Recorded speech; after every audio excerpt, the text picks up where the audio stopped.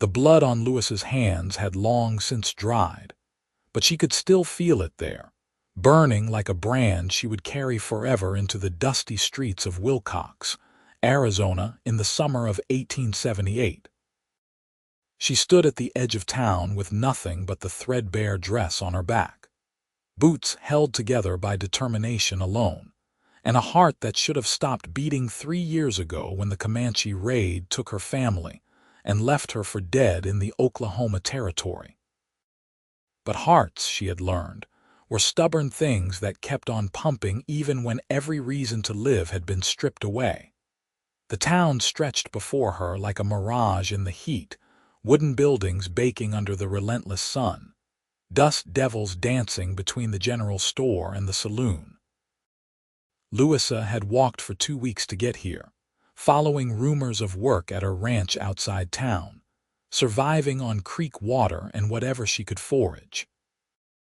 Her stomach cramped with hunger, but hunger was an old companion, one she had learned to ignore during the year she spent as a captive, during the brutal winter after her escape when she nearly froze to death in a cave, during the months she worked in a mining camp where the only thing harder than the labor was staying alive.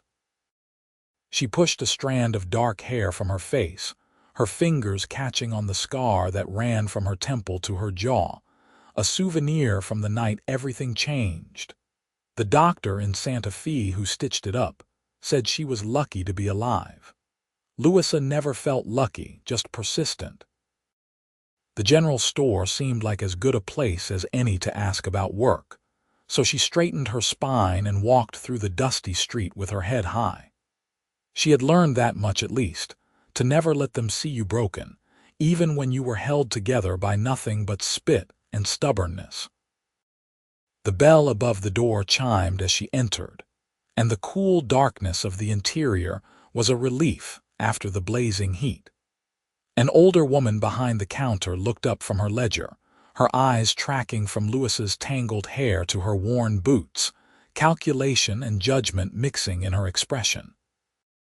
"Help you?" the woman asked, her tone suggesting that helping was the last thing she planned to do. "I am looking for the Harrison Ranch," Louisa said, keeping her voice steady. "I heard they might need help." The woman's eyebrows rose. "You're looking for ranch work? Girl, you look like a strong wind would blow you clean to California." "I am stronger than I look. Ranch work is hard, sun up to sundown, and old man Harrison is not known for his kindness." "Hard work does not scare me," Louisa said. "Can you tell me where to find the ranch?" The woman studied her for a long moment, and something in her expression softened just a fraction. "About 5 miles northwest. Follow the main road out of town until you see the wooden arch with the H brand. But if I were you, I would ask at the saloon first. The foreman comes in most afternoons." "Name is Austin Dalton. Saves you a walk if they are not hiring." Louisa nodded her thanks and turned to leave, but the woman called after her. "When did you last eat, girl?" She turned back, pride and desperation warring in her chest. "I am fine, thank you." "That was not what I asked." The woman pulled a cloth bundle from beneath the counter. "Take this. Consider it an investment. You fall over dead in the street, it will be bad for business." Louisa's throat tightened as she accepted the bundle, the smell of fresh bread making her dizzy. "Thank you. I will repay you when I can." "See that you do. Name is Martha Simmons. I run this store and most everything else worth running in this town." Outside, Louisa found a narrow space between buildings and unwrapped the bundle with shaking hands. Bread, cheese, and dried apple slices. She forced herself to eat slowly, though every instinct screamed at her to devour it all at once. She had learned that lesson the hard way too, that eating too fast after going without led to sickness. When she finished, she made her way to the saloon. The afternoon sun hung heavy in the sky, and only a few horses were tied outside. Inside, the air was thick with tobacco smoke and the smell of whiskey.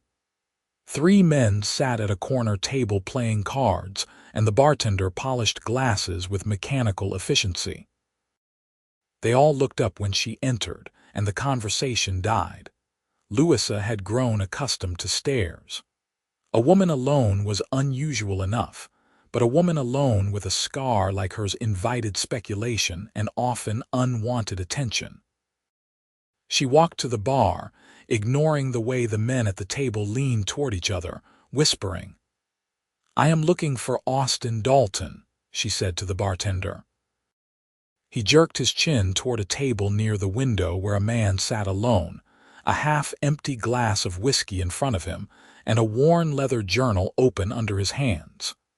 That would be him. Louisa studied the man for a moment. He was younger than she expected, probably not more than 25, with dark hair that curled slightly at his collar and broad shoulders that filled out his dusty work shirt. He had not looked up at her entrance, his attention focused on whatever he was writing in the journal. She crossed the room, her boots quiet on the wooden floor. When she reached his table, she cleared her throat. "Mr. Dalton," he looked up, and Louisa found herself meeting eyes the color of whiskey in sunlight, amber shot through with gold. His face was tanned and weathered from outdoor work, with strong features that might have been handsome if they were not set in such serious lines. His gaze moved over her face, lingering on her scar for just a moment before meeting her eyes again, and she braced for pity or disgust. Instead, he simply gestured to the chair across from him. "You can sit if you have business with me." She sat, keeping her back straight. "I am looking for work. I heard the Harrison Ranch might be hiring." "What kind of work?" "Whatever you need. I can cook, clean, mend fences, work with horses." "I am a quick learner." Austin leaned back in his chair, studying her with an intensity that made her want to squirm, but she held his gaze. "Where are you from, miss?"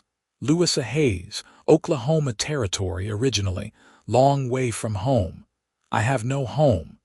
The words came out flat, factual. "I need work. I will work harder than anyone you have, and I will not complain." "The ranch is not an easy place," Austin said slowly. "The work is brutal, the hours are long, and some of the men can be rough around the edges. Not really a place for a woman on her own." Anger flared hot in her chest. "I have survived things that would break most men. I can handle rough edges." Something shifted in his expression, a flicker of interest or perhaps curiosity. "I believe you probably have." He closed his journal, decision made.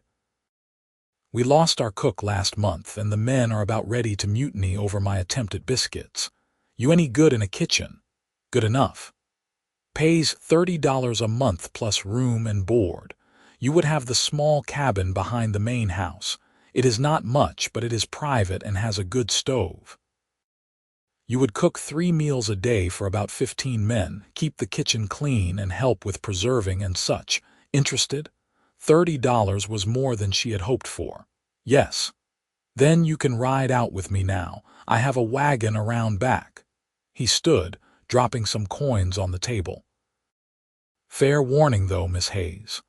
Old man Harrison is not the easiest man to work for, and he has particular ideas about how things should be done. You stand up to him, you will get respect. You let him walk over you, he will make your life hell." "I do not let anyone walk over me," Louisa said, standing as well. The corner of Austin's mouth twitched, almost a smile. "Good." The wagon was loaded with supplies, sacks of flour and cornmeal, crates of canned goods. Austin helped her up onto the seat with a hand that was calloused but gentle, then swung up beside her and took the reins. The horses started forward with a jingle of harness, and Wilcox fell away behind them. For a while they rode in silence, the landscape rolling past in shades of gold and brown. Mountains rose in the distance, purple against the bright sky. The air smelled of dust and creosote, desert sage and heat. "You do not ask many questions," Louisa finally said. Austin glanced at her. "Figure everyone has a story. You will tell me yours if you want to, and if you do not, That is your business. Most people are more curious. Most people are rude." He paused, then added, "Though I will say this. Whatever put that look in your eyes, whatever you survived to get here, I am glad you made it through." The words hit her like a physical blow, unexpected and powerful. In 3 years, no one had said anything like that to her. She had received pity, fear, disgust, lust from men who thought she must be desperate, but never simple gladness that she was still breathing. She looked away, blinking hard against the sudden burn in her eyes. "Why?" "Because the world needs more people who know how to survive," he said simply. "And because I got a feeling you are going to shake things up around here, and the ranch could use some shaking." The Harrison Ranch sprawled across a valley between two ridges. The main house, a solid adobe structure with a wide porch, surrounded by corrals, barns, and smaller outbuildings. Cattle dotted the landscape, red and white against the golden grass. As they approached, several men looked up from their work, curiosity plain on their faces. Austin pulled the wagon to a stop in front of a small cabin set apart from the bunkhouse. "This would be yours. Let me help you get settled, then I will introduce you to Harrison and show you the kitchen." The cabin was simple, just one room with a narrow bed, a table and chair, a wood stove, and a few shelves. But it was clean, and the window let in good light, and most importantly, it had a door that locked from the inside. "It is perfect," Louisa said. Austin set down the small bundle that contained her meager possessions, a spare dress and a few other necessities she had accumulated. "The kitchen is in the main house. We eat breakfast at 5, lunch at noon, dinner at 6. On Sundays, just breakfast and dinner, and you get the afternoon off. You need anything, you come find me. My room is in the bunkhouse, third bed on the left." She nodded, committing it all to memory. "One more thing," Austin said, his voice taking on a harder edge. "Any of the men give you trouble, you tell me immediately. I run a tight outfit and I do not tolerate disrespect, but you got to tell me. I cannot fix problems I do not know about.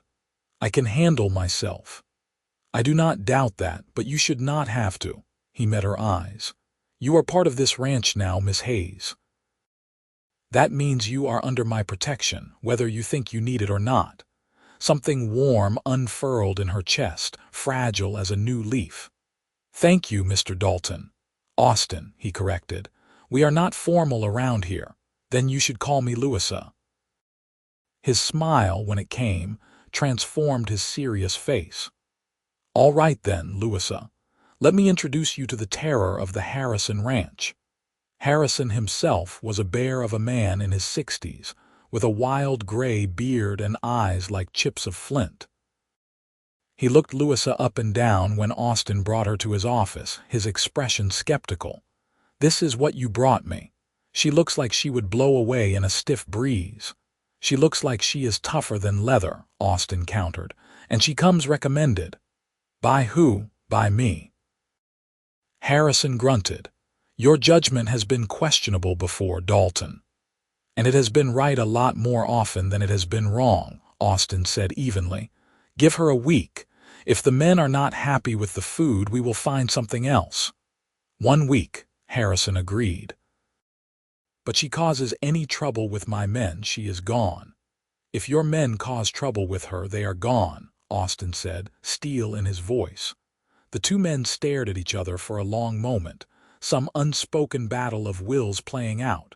Finally, Harrison waved his hand dismissively. "Fine. Show her the kitchen and get back to work. Those fences will not mend themselves." The kitchen was large and well equipped, with a massive cast iron stove, long wooden tables for food preparation, and shelves stocked with basic supplies.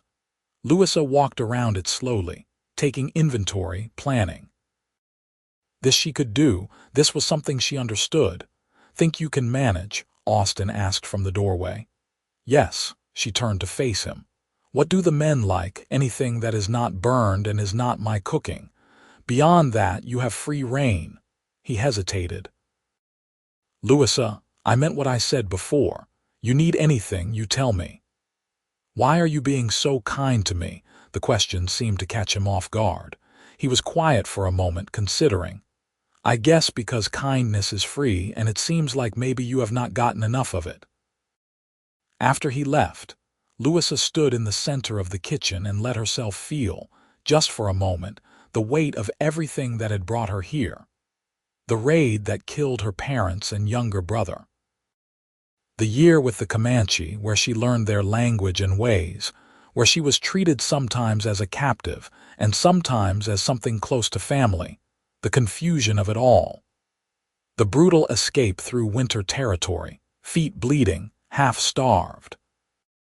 The mining camp where she worked for a man who beat his workers and did not care if they lived or died. The night she fought back and left him unconscious in the mud, fleeing before dawn. All of it had led here, to this kitchen, to this chance. She rolled up her sleeves and got to work. That first dinner she made beef stew with dumplings, cornbread with honey, and dried apple pie. Simple, filling food that would stick to the ribs of working men. When the hands filed in at 6, they were loud and boisterous, teasing each other, but they went quiet when they saw her standing by the stove. Austin was the first to fill his plate, meeting her eyes with an encouraging nod. The others followed, and Louisa stood back, watching their faces as they ate.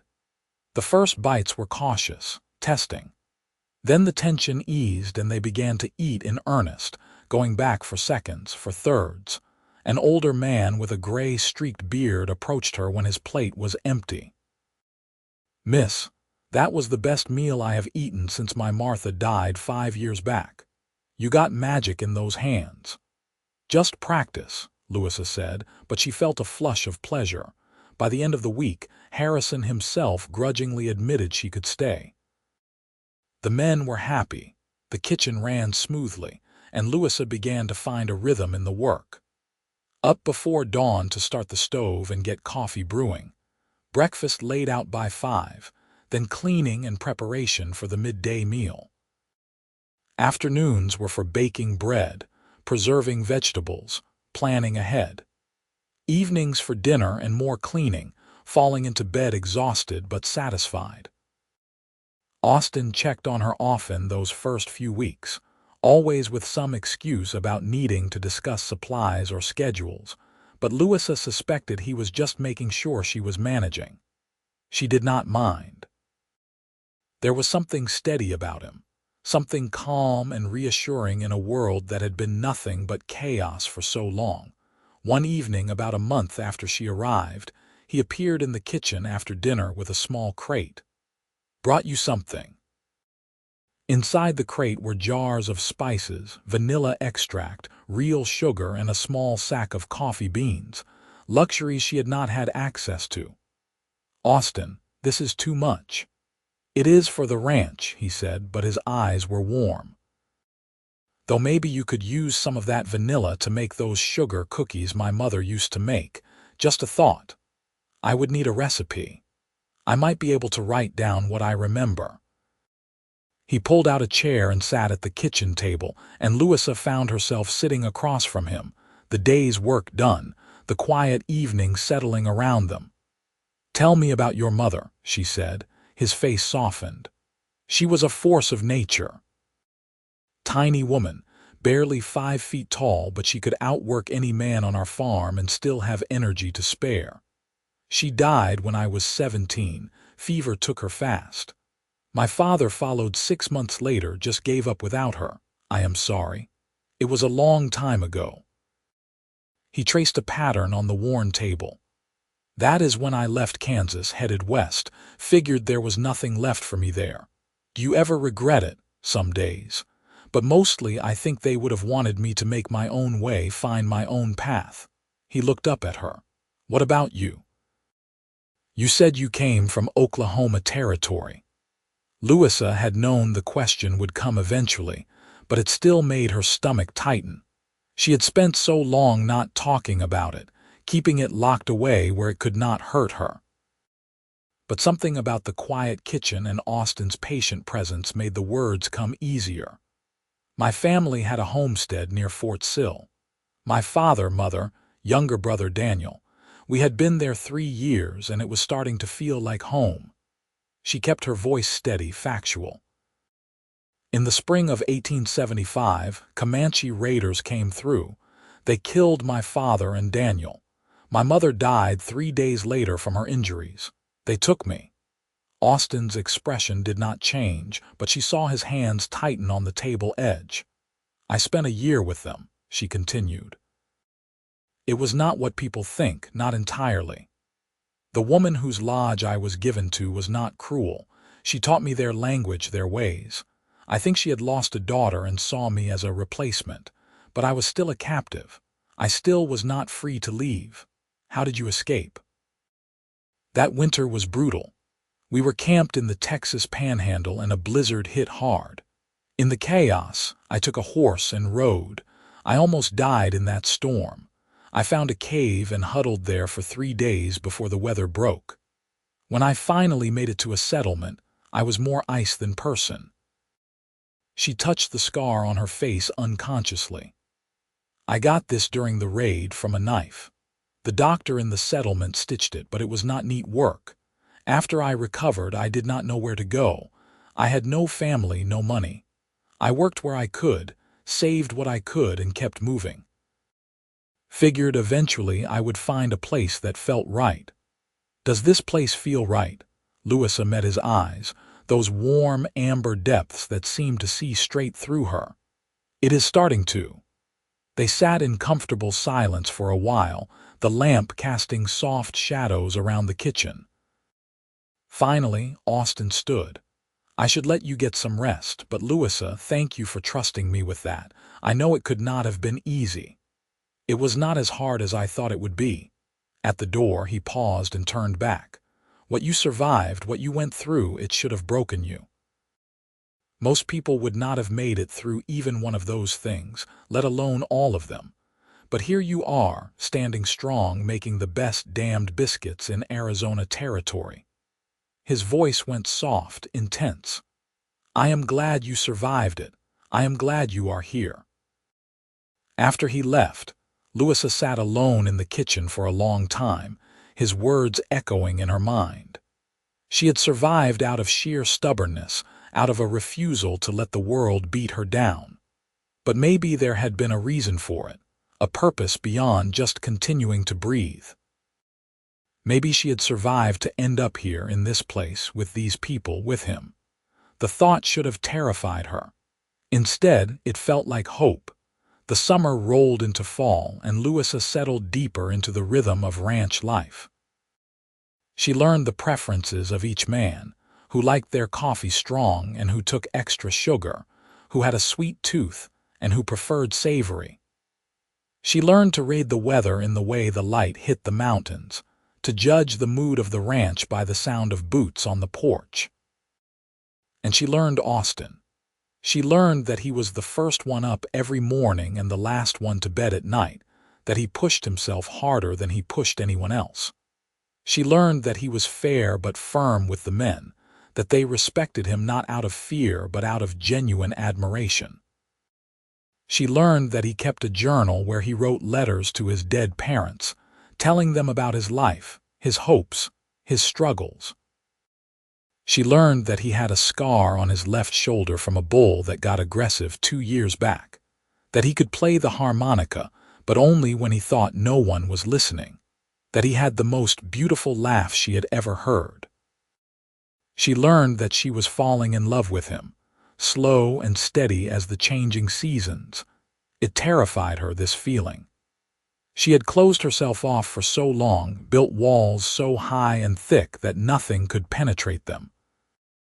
But Austin slipped through the cracks like water, filling spaces she had not known were empty. He brought her things, small gifts that showed he was paying attention. A new apron when hers wore through, a book of recipes from a traveling salesman. Wildflowers left on the kitchen table with no note, though she knew they were from him. In return, she made him sugar cookies like his mother used to make, packed him lunches with extra care, saved him the best cuts of meat.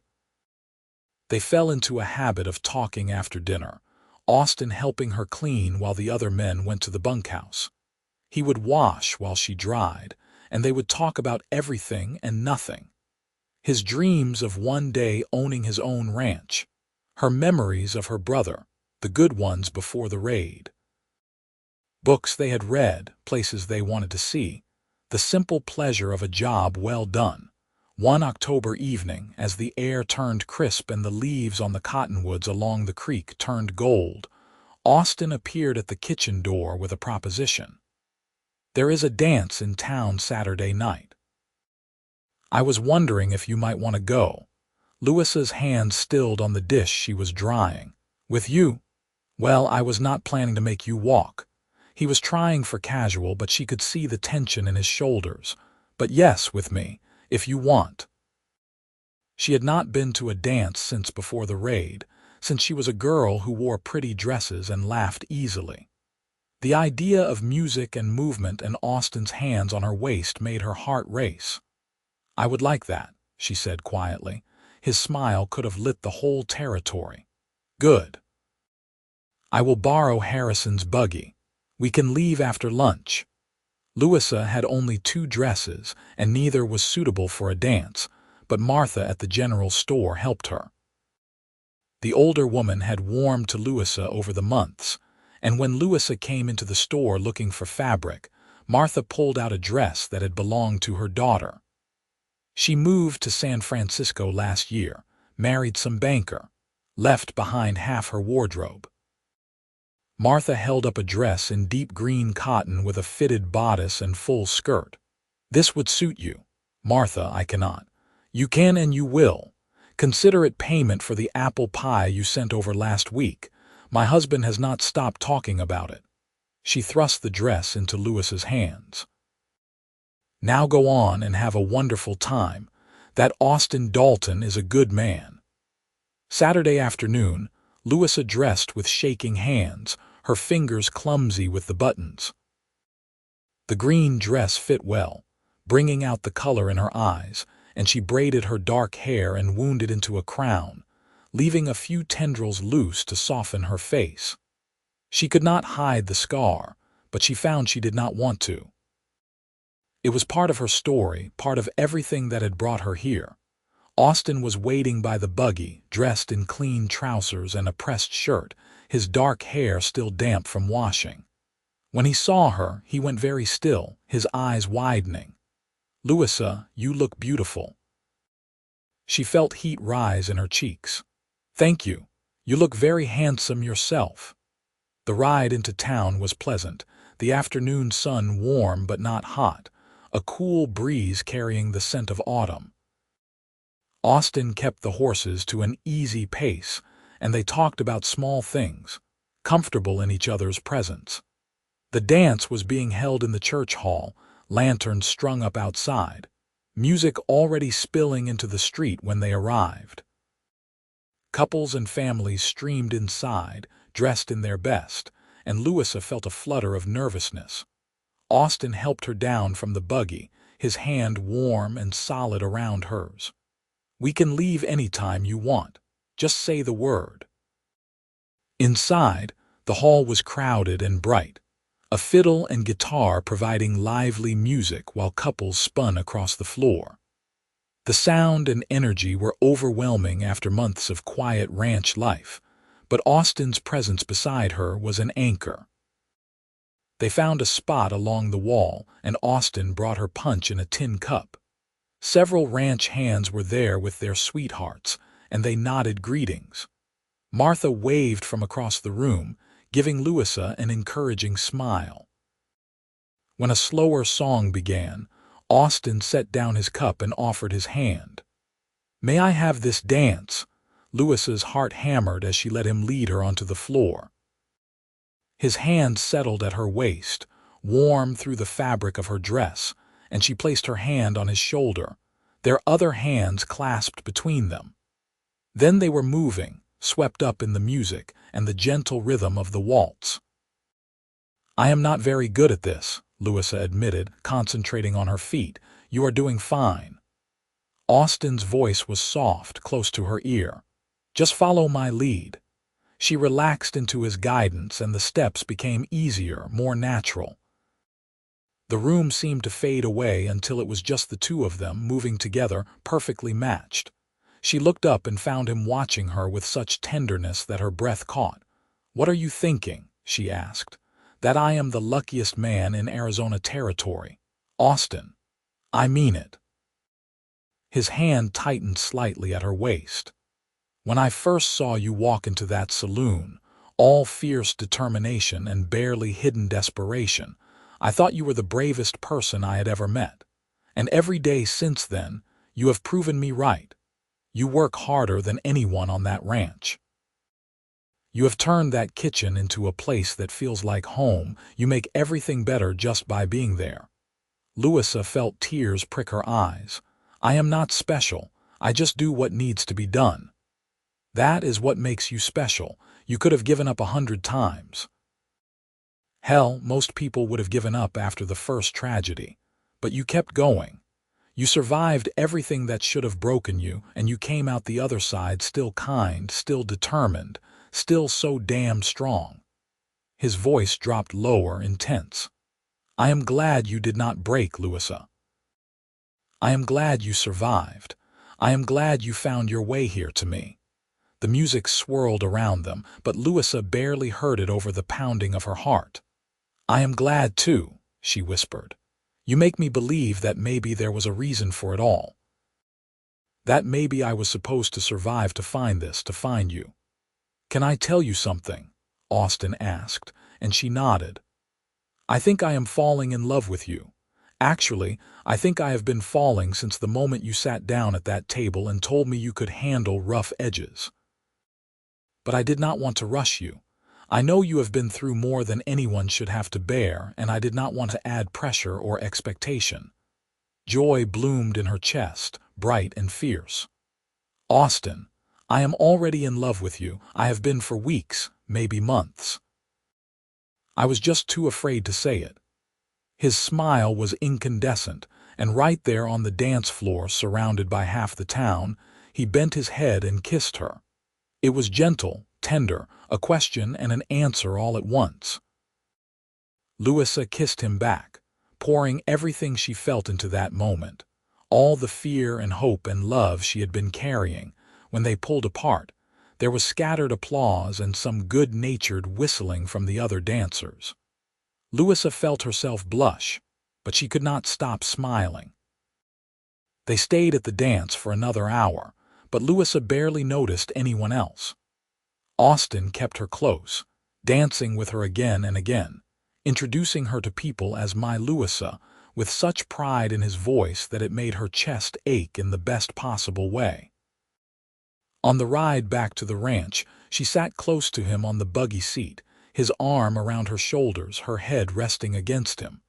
The stars were brilliant overhead, the night air cool and sweet. "What happens now?" she asked quietly. "Now we take it one day at a time," Austin said. "I court you properly, with flowers and picnics and whatever else you want. I show you every day how much you mean to me. And when you are ready, when the time is right, I ask you to marry me and spend the rest of your life with me." "That sounds perfect." He pressed a kiss to the top of her head. "You know Harrison is going to have opinions about this. Let him have opinions. As long as I have you, I can handle anything." And she meant it. For the first time in years, Louisa felt like she could handle whatever the world threw at her, because she was not facing it alone anymore. Harrison did indeed have opinions, expressed loudly the following Monday morning when Austin informed him that he and Louisa were courting. The old man ranted about professionalism and distraction, and how this was exactly the kind of trouble he had predicted. But underneath the bluster, Louisa caught a glimmer of something that might have been approval, especially when Harrison tried her apple turnovers and grudgingly admitted they were the best he had ever tasted. The months that followed were the happiest Louisa had ever known. Austin courted her with a steadiness that matched everything else about him. Never pushing, always respectful, but making his feelings clear. He brought her wildflowers from the hills, took her on long rides on Sunday afternoons to show her the beautiful places on the ranch property. They talked for hours, sharing dreams and fears and memories, knitting their lives together in slow, careful stitches. The other ranch hands accepted their relationship with varying degrees of enthusiasm, but all of them were respectful. Austin had been right about running a tight outfit. When one new hire made a crude comment about Louisa within Austin's hearing, the man was fired on the spot and told to be off the property by sunset. Winter came, cold and occasionally harsh, but the adobe main house stayed warm, and Louisa learned to love the stark beauty of the desert landscape under snow. She and Austin stole moments together whenever they could, quiet conversations in the kitchen after everyone else had gone to bed, quick kisses behind the barn when no one was looking, his hand finding hers under the dinner table. In February, a hard blizzard hit the ranch, snow piling up 3 feet deep, the wind howling like something alive. The men were trapped in the bunkhouse, the livestock huddled in the barns, and Louisa found herself stranded in the main house with Austin and Harrison. The old man retired early, leaving Austin and Louisa alone by the fireplace in the main room. The wind rattled the windows, but inside it was warm and quiet, the fire crackling softly. "This reminds me of that winter you told me about," Austin said quietly, "when you were trapped in the cave." Louisa pulled her shawl tighter. "That was worse. Much worse. At least here I have food and warmth and company. Tell me what it was like, if you want to." She had never gone into detail about those 3 days, but sitting there with Austin, safe and warm, the words came. "I thought I was going to die. The cold was so intense it burned. I could not feel my hands or feet. I kept drifting off, and I knew if I let myself sleep I would not wake up. So I stayed awake, reciting everything I could remember. Poems my mother had taught me, Bible verses, songs. I told myself stories about the life I would have when I got out of there, the things I would do, the places I would see. What kind of life did you imagine? Something simple. A home of my own, work that mattered, people who cared about me." She looked at him, firelight dancing across his features. "I think I was imagining this, even though I did not know it yet." Austin reached for her hand, threading their fingers together. "Louisa Hayes, you are the strongest, bravest, most remarkable woman I have ever met. Every day I wake up grateful that you survived that cave, that mining camp, that raid, all of it, because every bit of it brought you here to me, and I cannot imagine my life without you in it anymore." "Austin." He slid off the chair and onto one knee, reaching into his pocket. "I know I said I would wait, that I would take things slow, but life is short and uncertain, and I have learned not to waste time when something matters. You matter, Louisa. You matter more than anything." He pulled out a simple gold band, the metal gleaming in the firelight. "This was my mother's wedding ring.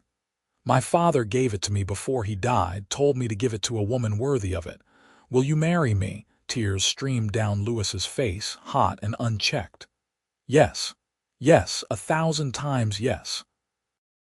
He slipped the ring onto her finger, and it fit perfectly, like it had been waiting for her all along.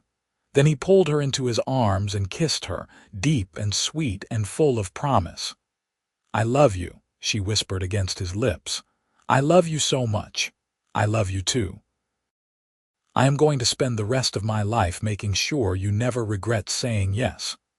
They were married in April, when the desert bloomed with wildflowers, and the air was soft and sweet.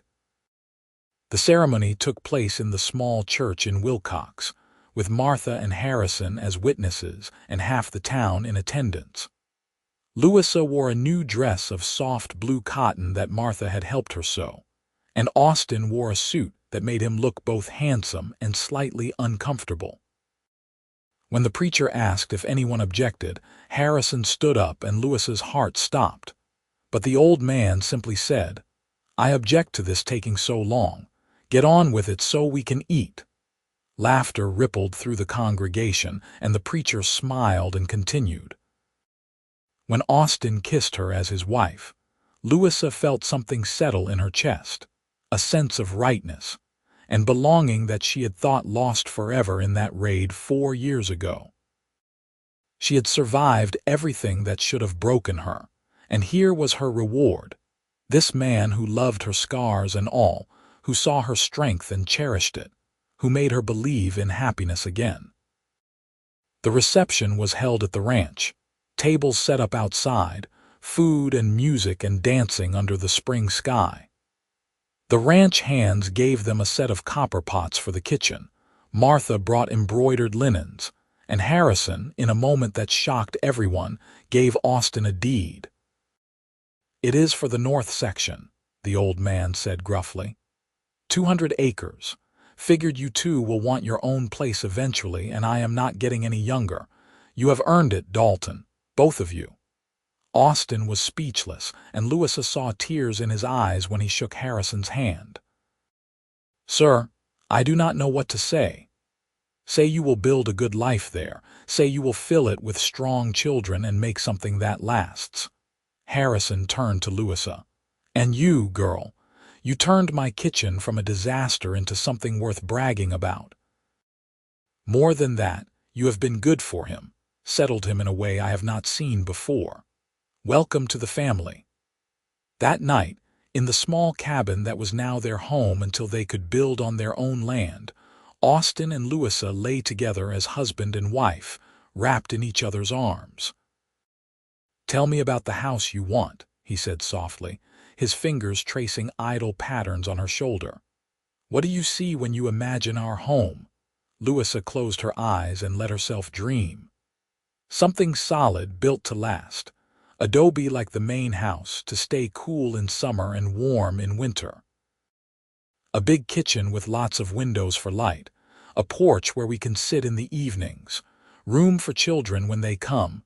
How many children? At least 3. I always wanted a big family. Her voice caught slightly. After I lost mine, I thought that dream was gone, but now we get to build it together. He kissed her forehead. "I promise you, Louisa, I will give you that house, that family, that life. You have survived so much, been through more than anyone should have to bear. The rest of your life is going to be good. I will make sure of it." "Just love me," she whispered. "That is all I need." That is the easiest promise I will ever make. True to his word, Austin started building their house that summer. He worked on it every spare moment, aided by ranch hands who donated their time and skills. The house rose slowly but steadily on a gentle rise on their land, overlooking a creek lined with cottonwoods. Louisa helped when she could, planning the kitchen, choosing where the windows should go, imagining their life there. By autumn, the house was finished, a beautiful 2-story adobe with a wide porch and a kitchen that was Louisa's dream. They moved in on a crisp October day, carrying their few possessions across the threshold together. That first night in their new home, they sat on the porch and watched the sun set over the mountains, painting the sky in shades of orange and pink and gold. "This is real, is it not?" Louisa asked, almost afraid to believe it. "This life, this happiness, it is really ours." "It is real," Austin assured her, pulling her close. "You earned it, every bit of it. All that surviving, all that strength, it brought you here. And I am going to spend every day making sure you know how grateful I am that it did." Louisa thought about the girl she had been, laughing on her family's homestead, innocent and unaware of what was coming. She thought about the woman she had become, forged in pain and loss, tempered by survival. That girl was gone, would never come back, but maybe that was all right. Maybe she had needed to become this woman, scarred but strong, broken but rebuilt to find this life, this love. I am grateful too, she said, for all of it, even the hard parts, because they brought me to you. The years unfolded like the petals of a flower, each season bringing new joys and challenges. In the spring of 1880, Louisa gave birth to their first child, a daughter with Austin's amber eyes and Louisa's determination. They named her Anna, after Austin's mother, and she was perfect, red-faced and squalling and absolutely perfect. Louisa had been terrified during the pregnancy, haunted by memories of her mother's death after the raid, but the doctor from town came and stayed for the birth, and everything went smoothly. When Austin first held his daughter, tears streaming down his face, Louisa felt her heart might burst from the fullness of her love. Anna was followed 2 years later by a son they named Daniel, after Louisa's brother. He was a quiet, thoughtful baby who studied everything with serious eyes, before breaking into a smile that could light up a room. And 2 years after that came another son, Matthew, who was loud and active from the moment he entered the world. Their house filled with noise and laughter, with the chaos of children and the rhythms of ranch life. Louisa taught her children to read and write, to cook and tend animals, to be kind but strong. Austin taught them to ride and rope, to understand the land and respect it, to keep their word and stand up for what was right. The ranch prospered under Austin's management, and when Harrison died in 1885, he left the entire property to Austin and Louisa, trusting them to continue what he had built. It was a huge responsibility, but they shouldered it together, making decisions as partners, building something that would last for generations. Through it all, Louisa never forgot where she had come from, what she had survived. She kept her past as a reminder of her strength, but it no longer defined her. She was not just a survivor anymore. She was a wife, a mother, a rancher, a vital part of her community. She was exactly who she was meant to be. On a warm evening in the summer of 1890, Louisa sat on the porch with Austin, watching their children play in the yard. Anna was 12 now, already showing the signs of the beautiful, strong woman she would become. Daniel was 10, quiet and thoughtful, with a gift for working with horses. Matthew was 8, all energy and mischief, currently chasing the barn cat around the yard. "Can you believe it has been 12 years since we married?" Austin asked, his hand finding hers as naturally as breathing. "Sometimes it feels like yesterday. Sometimes it feels like forever, in the best way." Louisa leaned her head on his shoulder. "Do you remember what you said to me that first day in the saloon?" "I said a lot of things that day. You said the world needs more people who know how to survive. And that you had a feeling I was going to shake things up." Austin laughed. "I was right about the shaking things up part. You turned the whole ranch upside down in the best possible way. I was just trying to survive another day." "No." He turned to face her, his eyes serious. "You were never just surviving. You were living, fighting, refusing to let the world beat you down. That is what I saw in you from the beginning. That is what I fell in love with." "I fell in love with you because you saw me," Louisa said softly. "Not the scars, not the tragedy, not the brokenness.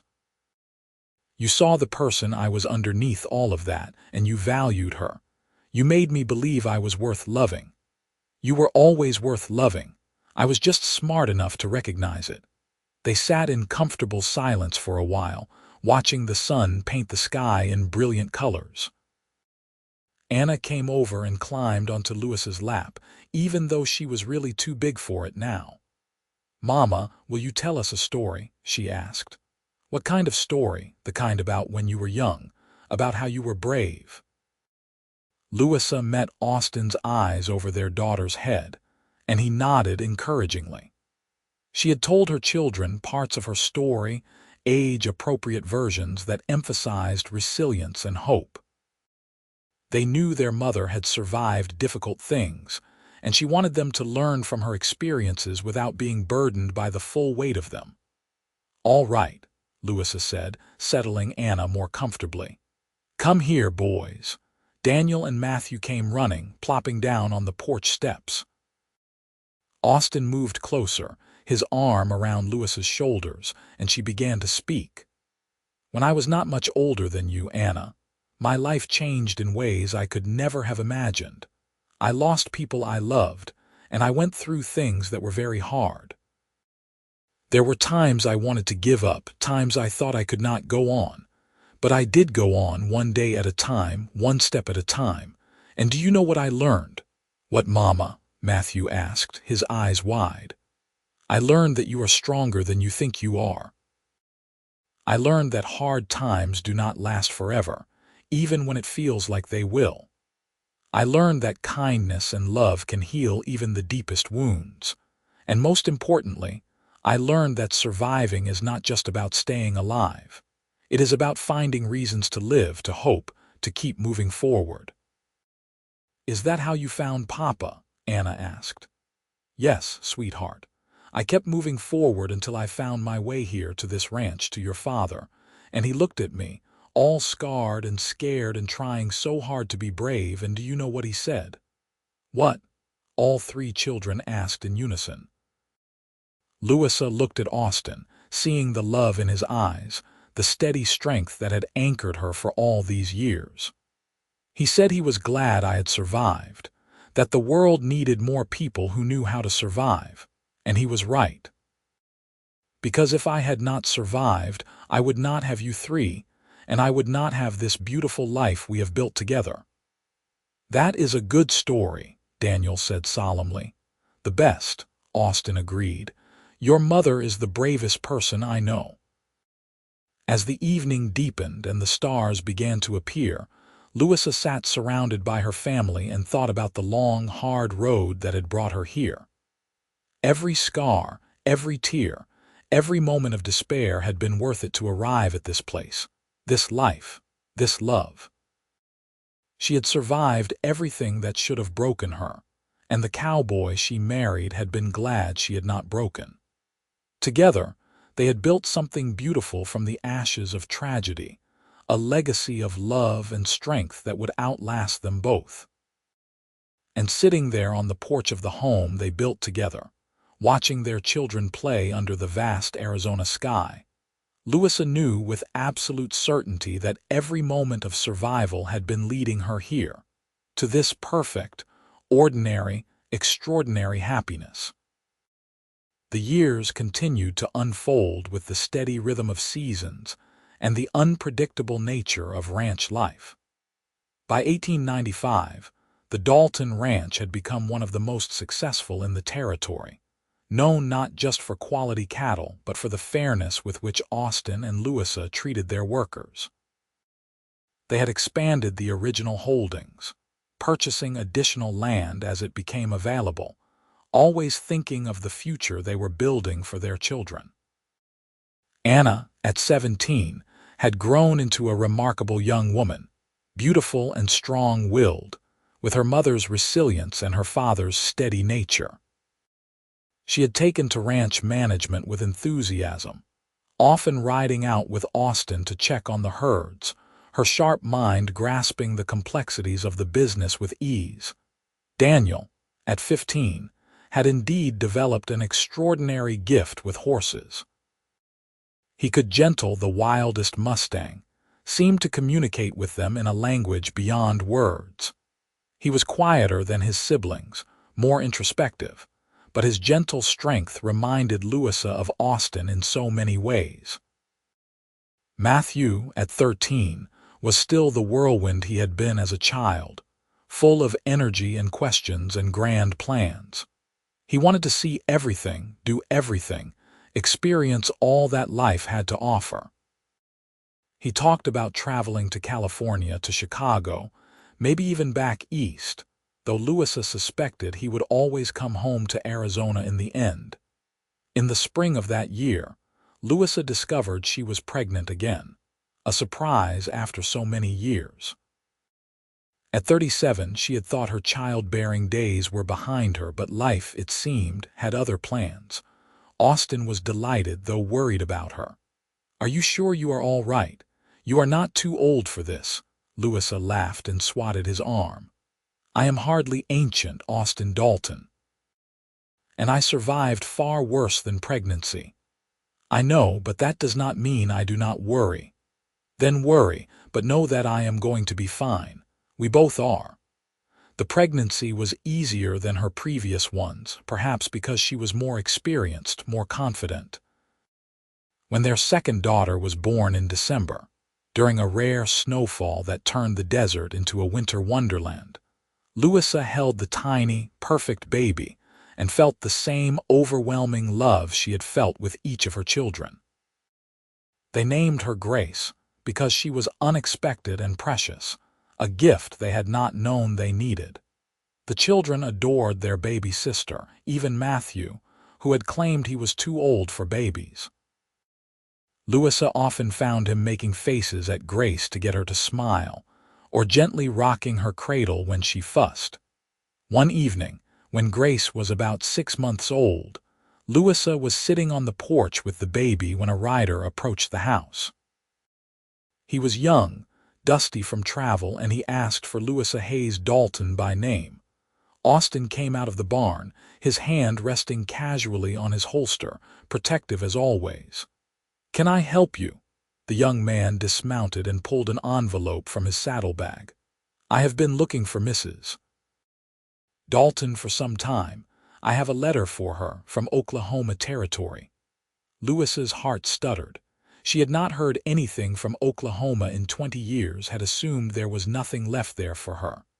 "Who is it from?" "A lawyer, madam, concerning an inheritance." With shaking hands, Louisa opened the envelope and read. The letter was from an attorney in Fort Sill, informing her that a distant uncle she had barely known had passed away and left her a small piece of property and a modest sum of money. The uncle had been her father's brother, and he had spent years trying to locate her after hearing of the raid and her survival. "He wanted to make sure you knew you had family," the young man explained. "He passed 6 months ago, but he made sure his will was clear. Everything he had goes to you, his only living relative." Louisa sat down heavily, Grace still cradled in her arms. Family. She had family, or had someone who had cared enough to leave her something to search for her. The knowledge brought tears to her eyes, grief and gratitude mingled together. Austin thanked the messenger and invited him to stay for dinner and rest before heading back. Then he sat beside Louisa, his arm around her shoulders.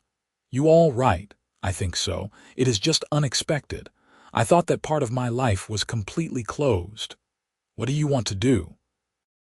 "I want to go there," Louisa said slowly, the idea forming as she spoke. "I want to see the property, settle the estate, and I want to visit the homestead where my family lived and died. I have never been back. I could not bear it before. But maybe now, with you and the children, I can face it. I can say goodbye properly." They made the journey that summer, the whole family traveling together in a wagon, taking their time across the plains and through Texas into Oklahoma Territory. It was Anna's first time away from Arizona, and her excitement was infectious. Daniel studied everything with quiet intensity, filing away details about the land and the people. Matthew asked a million questions and made friends everywhere they stopped. Grace was an easy baby, content to be passed from person to person, smiling at everyone they met. When they reached Fort Sill, the attorney helped Louisa settle the estate. The property her uncle had left her was a small ranch, nothing compared to what they had built in Arizona, but it was in good condition and had renters who wanted to continue working the land. Louisa arranged for them to purchase it at a fair price, then donated the money to the church in her parents' memory. Then, with Austin's steady presence beside her and her children close, she rode out to the place where she had been born, where her family had died, where her old life had ended. The homestead was gone, burned in the raid and never rebuilt, but the land remained. The creek where Daniel used to catch frogs, the meadow where her mother had planted wildflowers, the hill where her father was teaching her to ride the last time she saw him alive. Louisa walked through it all, tears streaming down her face, but not alone. Austin held her hand and the children stayed close, offering silent comfort. She told them stories about their grandparents they would never meet, about an uncle who would have loved them. She planted wildflowers in the meadow like her mother had done, and when they bloomed next spring, they would be a living memorial. At the small cemetery where the town had buried her family, Louisa stood before 3 simple headstones and spoke the words she had never been able to say. "I survived," she told them. "I survived everything that should have broken me. The raid, the captivity, the escape, all of it. And I built a life you would have been proud of. I found love, real and lasting. I have children who are strong and kind and wonderful. I have a home, a purpose, a reason to wake up grateful every morning." She knelt and placed wildflowers on each grave. "I wish you could have met Austin. You would have loved him, and he would have loved you. He saved me, not by rescuing me, but by seeing me, by believing I was worth loving even when I could not believe it myself."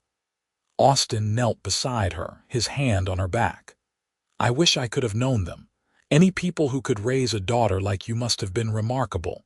They were. They were ordinary people doing their best, and they loved us so much. Louisa wiped her eyes.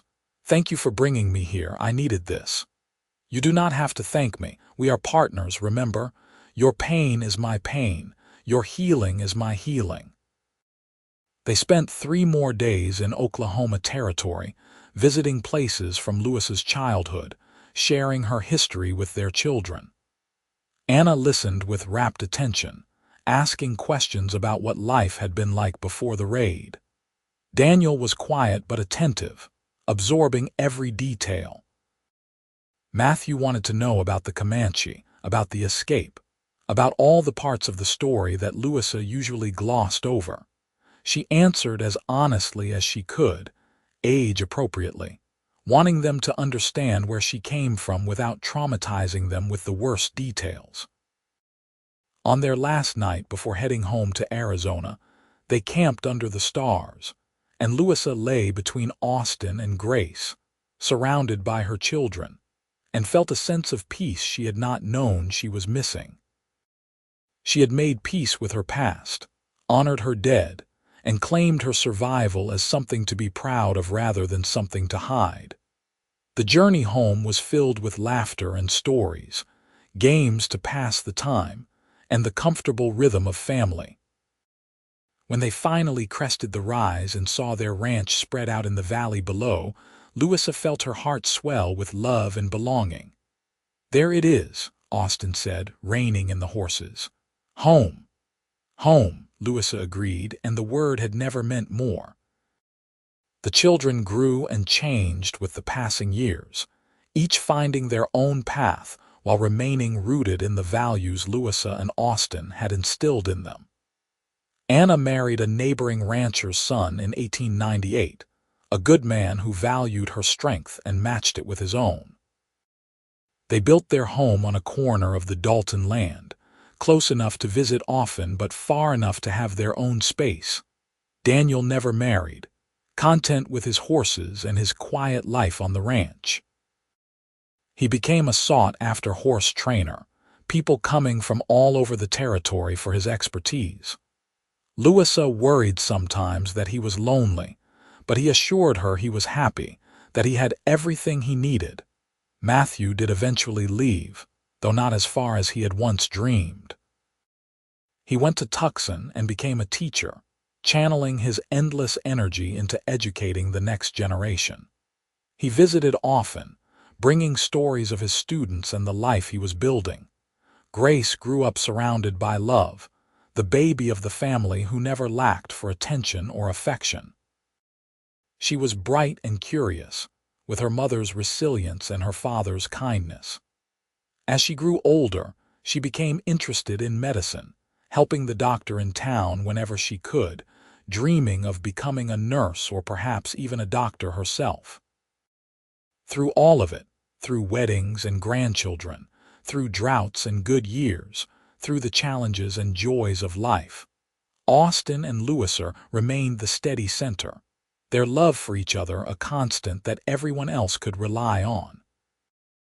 They grew older together gracefully, Austin's dark hair going silver at the temples, Louisa's face gaining lines that spoke of laughter and sun and a life well lived.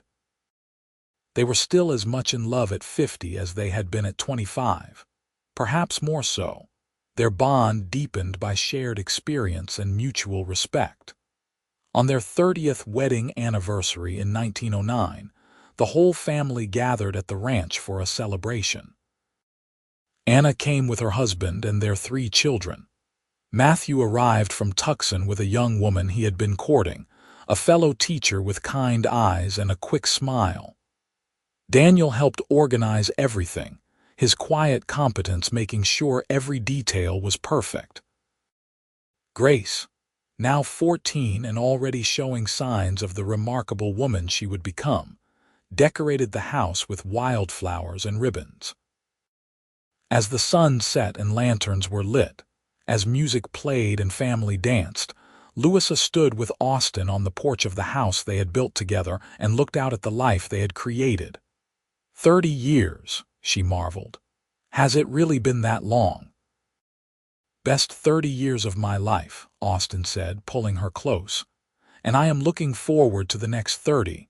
We are getting old, Austin. We are getting better, like fine whiskey. He kissed her temple, right over the scar that had faded with time but never disappeared. You know what I think about when I look at this scar? What? I think about how glad I am that whatever gave it to you did not kill you. I think about how grateful I am for every moment of survival that brought you to me. I think about how much I love you, scars and all, strength and vulnerability, past and present and future. Louisa turned in his arms to face him fully. Do you remember what you said to me that day in the saloon, all those years ago? I said a lot of things that day. She smiled, echoing his words from years before. You said you were glad I survived, that the world needs more people who know how to survive, and you said you had a feeling I was going to shake things up. I was right about all of it. You were. And do you know what I think about when I look back at everything I survived? What? I think about how every single moment of pain and fear and determination was leading me here, to you, to this family, to this life. I think about how grateful I am that I did not give up, that I kept going even when I wanted to stop. Because if I had stopped, I would have missed all of this. I would have missed you. Austin's eyes were bright with unshed tears. Louisa Dalton, you are the love of my life, the mother of my children, my partner in everything. You survived everything that should have broken you, and I am so damned glad you did. I am glad every single day. So am I, Louisa whispered. So am I. They kissed there on the porch as their family celebrated around them, as the desert night settled soft and cool over the land they loved, as the stars began to appear in the darkening sky. And in that moment, Louisa felt the story of her survival come full circle, not ending but transforming into something new. She was not defined by what she had endured, but by what she had built from the ashes. She was not broken, but forged strong. She was loved, and she loved in return, and that made all the difference. The party continued late into the night, full of laughter and music and the warmth of family. When everyone finally left or retired to bed, when the lanterns were extinguished and the house grew quiet, Louisa and Austin lay together in the bed they had shared for 3 decades, hands clasped between them. Tell me again, Louisa said softly. Tell me you are glad. I am glad, Austin said immediately, his voice firm and clear in the darkness. I am glad you survived that raid. I am glad you survived the captivity and the escape and the blizzard. I am glad you survived the mining camp and the journey to Wilcox. I am glad you walked into that saloon looking for work. I am glad for every single moment that brought you to me, and I am glad for every moment since. You are my everything, Louisa. My heart, my home, my reason for waking up grateful every morning. I am glad you survived, and I will be glad every day for the rest of my life. Louisa felt tears slide down her temples into her hair, but they were good tears, healing tears. I love you so much. I love you too. Always have, always will. They fell asleep that way, wrapped in each other and in the knowledge that they had built something lasting, something good, something worth every moment of struggle it had taken to find each other. The years rolled on, as years do, bringing changes and constancy in equal measure. Matthew married his teacher sweetheart in a ceremony that filled the church with joy and laughter. Grace did indeed pursue medicine, training as a nurse and eventually opening a small clinic in Wilcox, serving the community with the same compassion and strength her mother had shown all her life. More grandchildren arrived, filling the ranch with noise and energy. Louisa taught them to cook and garden, to be strong and kind, to value family and hard work. Austin taught them to ride and rope, to understand the land, to keep their promises and stand by their principles. In 1918, when the world was torn by war and uncertainty, when everything seemed to be changing too fast, Louisa and Austin celebrated their 40th anniversary surrounded by children, grandchildren, and even a few great-grandchildren. The ranch had passed primarily into Daniel's capable hands, with help from Anna's family, freeing Austin and Louisa to slow down, to enjoy the fruits of their labor. They spent their days in simple pleasures now, working in the garden, riding out to their favorite spots on the property, sitting on the porch in the evenings watching the sunset. They had worked hard all their lives, and now they gave themselves permission to rest, to simply be together. One warm evening in the spring of 1920, as the desert bloomed with wildflowers and the air was sweet with the scent of mesquite, Louisa and Austin sat on their porch as they had done thousands of times before. They were in their 60s now, still strong but showing the wear of a life lived fully. "Do you ever think about how different things could have been?" Louisa asked, watching the sun paint the sky in shades of orange and pink. "Different how? If I had not survived. If I had died in that raid or frozen in that cave or given up somewhere along the way. If I had never made it to Wilcox, never walked into that saloon." Austin was quiet for a moment, his hand finding hers automatically. "I think about it sometimes, and then I force myself to stop because the thought of a world without you in it is unbearable. But you would have been fine. You would have found someone else, had a different life. Maybe, but it would not have been this life. It would not have been with you, and I cannot imagine anything better than what we have built together." He turned to look at her, his amber eyes still as warm and full of love as they had been 42 years ago. "You surviving everything you went through was not just good for you, Louisa. It was good for me. It gave me you. It gave us our children, our grandchildren, this legacy we are leaving behind. Your survival changed my life in the best possible way." "I feel the same about you," Louisa said softly. "You did not rescue me, but you gave me a reason to stop just surviving and start living. You saw value in me when I could barely see it in myself. You loved me through the healing, through the nightmares, through every moment when my past tried to drag me back down. You were glad I survived, and that made me glad too."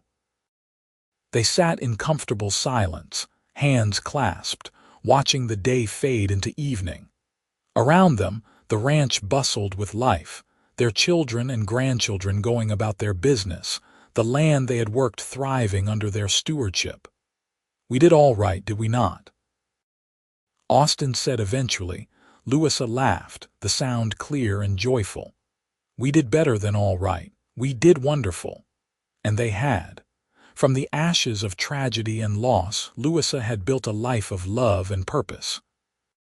She had survived everything that should have broken her, and in surviving, she had found something more precious than she could have imagined.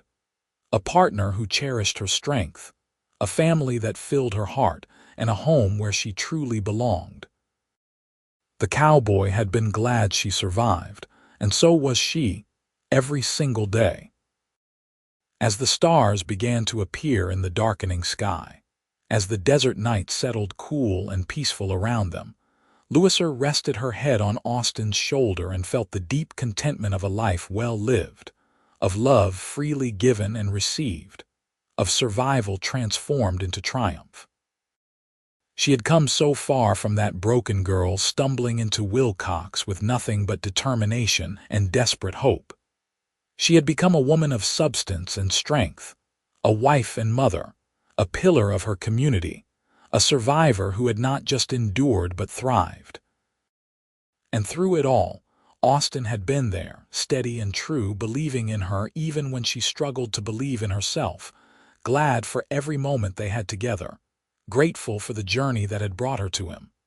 "Thank you," Louisa whispered into the gathering darkness. "For what?"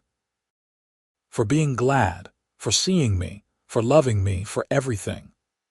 Austin pressed a kiss to her hair, his arm tightening around her shoulders. "Thank you for surviving. Thank you for finding your way to me. Thank you for building this life with me. Thank you for every day I get to wake up beside you." They stayed there on the porch until the stars filled the sky.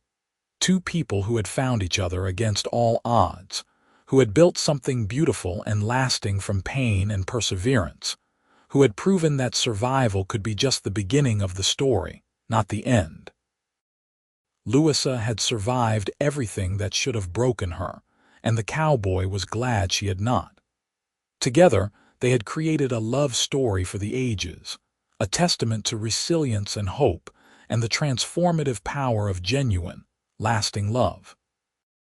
And as they finally rose and went inside their home, the house they had built with their own hands and filled with love, Louisa knew with absolute certainty that every moment of struggle, every tear shed, every impossible choice made, had been worth it to arrive at this perfect, ordinary, extraordinary happiness. Their story was not one of rescue, but of recognition, two souls finding in each other exactly what they needed. It was a story of survival becoming triumph, of brokenness becoming strength, of two people choosing each other every day and building a legacy that would outlast them both. And in the end, that was the greatest victory of all. Not just that she had survived, but that she had lived fully and fearlessly, loved and beloved, creating ripples of joy and strength that would echo through generations. She had survived everything that should have broken her, and the cowboy had been glad she had not. And together, they had proven that sometimes the best love stories are the ones where two broken people make each other whole.